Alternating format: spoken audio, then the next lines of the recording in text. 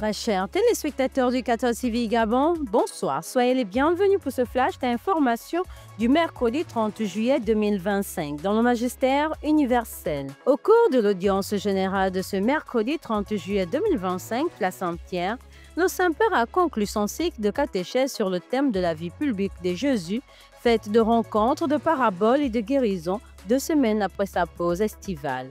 Un jour après l'ouverture du jubilé des jeunes, le pape Léon XIV a déclaré « Notre époque a besoin de guérison car elle est imprégnée de violence et de haine qui bafouent la dignité humaine. Aussi, face à la boulimie de connexion des réseaux sociaux qui infectent notre société, le Seigneur nous offre par des gestes qui parlent d'une rencontre profonde, une proximité silencieuse. » Le pape Léon XIV a ajouté qu'aujourd'hui, nous faisons l'expérience d'être mal compris et de ne pas nous sentir compris.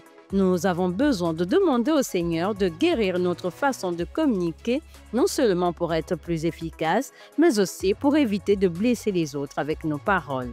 Toujours au Vatican. À l'occasion de la messe d'ouverture du Jubilé des jeunes présidée par le propre-préfet du Dicaster pour l'évangélisation et responsable de l'organisation de l'année sainte, Monseigneur Rino Fisichella, le pape Léon XIV, a traversé la foule en saluant les 120 000 jeunes présents place Saint-Pierre et Via della Conciliazione. Avant d'exhorter les jeunes à être des témoins de la paix et de Jésus-Christ et de la réconciliation, le pape Léon XIV espère que ces jeunes seront toujours des signes d'espérance dans le monde. Dans son homélie, Monseigneur Rino Fisichella s'est inspiré du récit évangélique de la résurrection de Lazare en rappelant aux jeunes que la foi est une rencontre, mais le premier à venir à notre rencontre est Jésus quand il le veut, comme il le veut, dans le temps fixé par lui et non par nous. En rappel, le jubilé des jeunes s'achève le dimanche 3 août 2025. Nouvelle d'Église. C'est depuis le 30 juin 2025 dernier que la décision d'arrêt des subventions du gouvernement malien aux écoles privées catholiques est entrée en vigueur, situation qui met en difficulté le réseau d'éducation de l'Église catholique. Pour le directeur national de l'enseignement catholique, le père Edmond Dembélé, cette décision a été accueillie dans un esprit de compréhension suite au contexte de crise sécuritaire qui prévaut dans le pays. Avec un partenariat de 53 ans entre l'État du Mali et l'Église catholique, le père Edmond Dembélé souhaite que la suppression de la subvention aux écoles catholiques se fasse dans un cadre de dialogue pour que celles-ci n'en sortent pas très affaiblies, sachant que l'éducation demeure l'un des secteurs fondamentaux d'un pays, de son présent et de son avenir.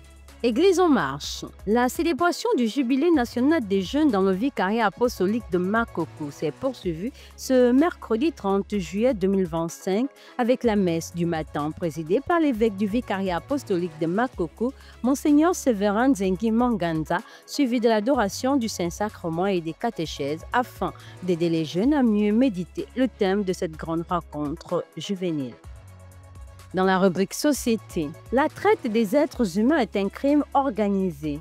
Mettre fin à l'exploitation est le thème choisi ce mercredi 30 juillet 2025 pour la célébration de la Journée mondiale de la dignité des victimes de la traite des êtres humains.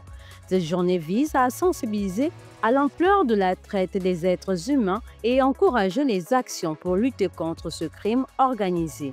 Le but étant d'identifier et de démanteler les réseaux criminels impliqués dans la traite d'une part, protéger et soutenir les victimes en leur offrant un accompagnement adapté et en assurant leur réinsertion, responsabiliser les trafiquants en vue de mettre fin à l'impunité d'autre part.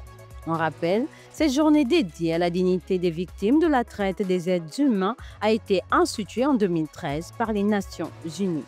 Chers téléspectateurs de 14 TV Gabon, c'est ainsi que s'achève votre flash d'information de ce mercredi 30 juillet 2025. Nous vous remercions de l'avoir regardé. En marche vers les 200 ans d'évangélisation de l'Église catholique au Gabon, gardons la foi, l'espérance et la charité.